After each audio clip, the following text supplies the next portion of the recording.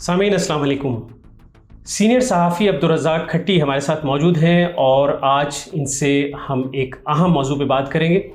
ایک پارلیمانی روایت بھی ہے اور آئینی ضرورت بھی کہ پارلیمانی سال کے آغاز پر صدر مملکت خطاب کرتے ہیں اور اس خطاب سے پارلیمانی سال کا آغاز ہوتا ہے، لیکن اس مرتبہ اگست میں پارلیمانی سال کا آغاز ہونا تھا، لیکن کئی مرتبہ پارلیمنٹ کا مشترکہ اجلاس ملتوی کیا جاتا رہا اور اب تک یہ سلسلہ جاری ہے اور پارلیمنٹ کا مشترکہ اجلاس نہیں بلایا جا سکا اور صدر مملکت جو ہے پارلیمنٹ کے اجلاس سے خطاب اب تک نہیں کر سکے۔ اس طرح سے جو آئینی ضرورت ہے وہ پوری نہیں ہوئی۔ ایسا کیوں ہے اور حکومت کے کیا خدشات ہیں صدر مملکت کے خطاب کے حوالے سے؟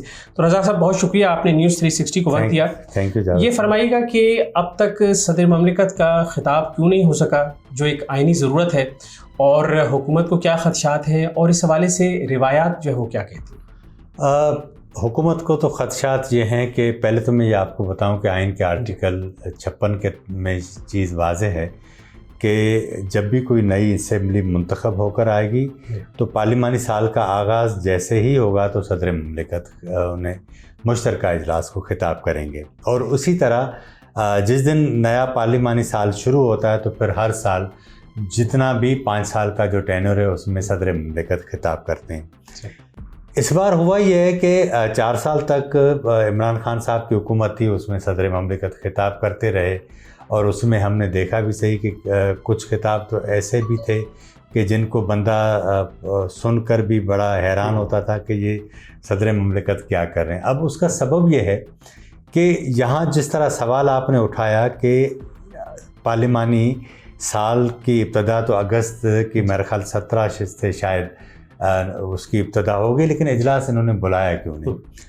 اب اس کا سبب یہ ہے کہ جیسے ہی یہ حکومت تحریک انصاف کی گئی اور پی ڈی ایم کی حکومت آئی تو صدر مملکت اور حکومت کے درمیان مختلف قوانین تھے، اس کے اوپر ٹسل شروع ہو گئی، خصوصاً نیب کے قوانین تھے یا اس طرح کے جو اوورسیز پاکستانی اس کے ووٹ کے حوالے سے تھے، اس پہ صدر مملکت نے بل پر اعتراضات لگائے اور بل واپس کر دیے۔ نتیجے میں جوائنٹ سیشن بلا کر ان کو یہ قوانین پاس کرانے پڑے۔ اب ہوتا یہ ہے کہ روایات جو یہ ہیں کہ پارلیمانی امور کی جو وزارت ہے وہ کیا کرتی ہے کہ پورے سال کی کارکردگی کے حوالے سے تمام وزارتوں کو خط لکھتی ہے، وہ خط میں ان کو کہتی ہے کہ وہ اپنے سال کی کارکردگی بھیج دیں۔ اس کے بعد جتنی بھی وزارتوں کی کارکردگی پارلیمانی امور کو جب موصول ہوتی ہے تو وہ کیا کرتے ہیں کہ اس میں جو جو کام کی چیزیں ہیں وہ وہاں سے نکال کر اس کو ڈرافٹ بنا کر صدر مملکت کو بھیجتے ہیں، یعنی اس کی جو صدر کی جو تقریر ہے وہ بنیادی طور پر وفاقی حکومت تیار کرتی ہے اور پھر وزیر اعظم جو ہے وہ کابینہ کی منظوری سے بھیج دیتے ہیں آگے۔ اچھا، اب اس حکومت کو ایشو یہ ہے کہ صدر مملکت ظاہر ہے کہ جو وہ تقریر بھیجیں گے صدر وہ خطاب نہیں کریں گے، اور یہ جو عارف علوی صاحب ہیں، میں نے ان کے جو 2-3 خطابات تھے جوائنٹ سیشن کے وہ میں نے نوٹ کیے، کبھی کبھی وہ جو لکھی ہوئی تقریر بھی ہوتی تھی اس کو وہیں چھوڑ کر وہ اپنی بات بھی کرنا شروع کر دیتے تھے، کیونکہ تھوڑا ووکل بھی ہیں اور پرانے پارلیمنٹیرین ہیں، چیزوں کو سمجھتے بھی ہیں اور تحریک انصاف کے ہارڈ قسم کے ورکر بھی ہیں۔ تو اس صورتحال میں ظاہر ہے وہ نیب کے قوانین کے حوالے سے اپنی بات رکھیں گے، اوورسیز پاکستان کے جو ووٹ کا ایشو تھا اس کا بھی ذکر کریں گے، تو یہ حکومت کو وارہ نہیں کھا رہا۔ اسی لیے آپ دیکھ رہے ہیں کہ جولائی سے جیسے ہی یہ اجلاس جو ہے وہ میں نے پہلی بار اتنا دیکھا ہے ان 3 جو ٹرم تھے بی بی کی شہادت کے بعد جو اسمبلی کے، کہ ایک جوائنٹ سیشن کو مسلسل وہ التوا دیتے جا رہے ہیں، تاخیر کرتے جا رہے ہیں، ڈیلے کرتے جا رہے ہیں۔ سبب یہ ہے کہ اب جوائنٹ سیشن صدر مملکت فرض کریں بلا لیتے ہیں، بلائیں گے وفاقی کابینہ یا وزیر اعظم کی مشاورت سے، ویسے اب ان کے پاس 18ویں ترمیم کے بعد اختیار نہیں ہے، لیکن اس کو پروروگ وہ نہیں کر رہے۔ اب ان کو خوف یہ ہے کہ صدر اگر تقریر کر لے گا اور ہمارے خلاف کرے گا تو کیا ہم اس کے خلاف احتجاج کریں یا نہ کریں۔ صحیح۔ اور دوسری جو بات ہے وہ یہ کہ میں آپ کو سچی بتاؤں کہ قومی اسمبلی بس ایسے ہی دکھاوے کی رہ گئی ہے. اس میں عمران خان نے پارلیمانی سسٹم کو اس حوالے سے میں ذاتی طور پر سمجھتا ہوں کہ انہوں نے نقصان اس لیے دیا کہ اگر وہ اس اسمبلی میں ہوتے تو راجہ ریاض لیڈر آف اپوزیشن نہ ہوتے. صحیح. آپ اندازہ کر لیں کہ میں کسی دوست کے پاس بیٹھا ہوا تھا تو وہاں وزیر خزانہ، انہوں نے مجھے بتایا کہ وزیر خزانہ کو بڑی جلدی تھی، تو انہوں نے کہا یار تھوڑی دیر بیٹھ جاؤ، کیوں جا رہے ہو؟ انہوں نے کہا یار مجھے جانا، لیڈر آف اپوزیشن کی بھی تو تقریر لکھنی ہے نا، بجٹ کی جو ابتدا لیڈر آف اپوزیشن کرتا ہے بحث کا. تو اس طرح کی جو اپوزیشن ہے اس اسمبلی میں، تو حکومت کو خود ہی لوگوں کو اپنی حکومت کی اپوزیشن کرنی پڑتی ہے. تو میں ذاتی طور پر سمجھتا ہوں کہ حکومت پریشان ضرور ہے. اب اگر وہ صدارتی خطاب سے جو پارلیمانی سال کا آغاز ہو چکا ہے وہ نہیں کرواتی تو اسمبلی میں وہ جو کارروائی ہے وہ چل نہیں سکے گی. اس پہ ایک نئے سوال بھی اٹھے ہیں کہ جس طرح شہباز شریف سے میرا خیال حلف نہیں لیا تھا عارف علوی صاحب نے، اچانک جو ہے وہ بیمار ہو گئے تھے، صادق سنجرانی نے لیا تھا. اب سینٹ چیئرمین بھی، کیونکہ آئین کی شق میں واضح لکھا ہوا ہے کہ اگر صدر بیمار ہو جاتے ہیں یا کہیں چلے جاتے ہیں تو قائم مقام صدر پارلیمنٹ کے مشترکہ اجلاس سے خطاب کر سکتے ہیں یا نہیں. اس کا کہیں مجھے ذکر نظر نہیں آتا. کوئی شریف الدین پیرزادہ حکومت اپنا پیدا کر لے مرحوم کوئی تو دوسری بات ہے، باقی مجھے نظر نہیں آتا. تو بہرحال یہ بحران اپنی جگہ موجود. ماضی میں ہم نے یہ دیکھا کہ پرویز مشرف جو تھے انہوں نے پارلیمنٹ کے اجلاس سے خطاب نہیں کیا کئی مرتبہ، تو اجلاس چلتے رہے. لیکن اس میں کیا پھر یہ کیا آئین کی خلاف ورزی ہے؟ یہ کیا نہیں، دیکھیں نا، یہ 18ویں ترمیم کے بعد کافی چیزیں کلیئر ہوئی ہیں. صحیح. وہ اسی لیے اب دیکھیں نا، جو مجھے یاد پڑتا ہے کہ آئین کے آرٹیکل 56 کی شق 3 ہے، اس میں شوڈ کا لفظ استعمال ہوا ہے، یعنی صدر ہی کرے گا.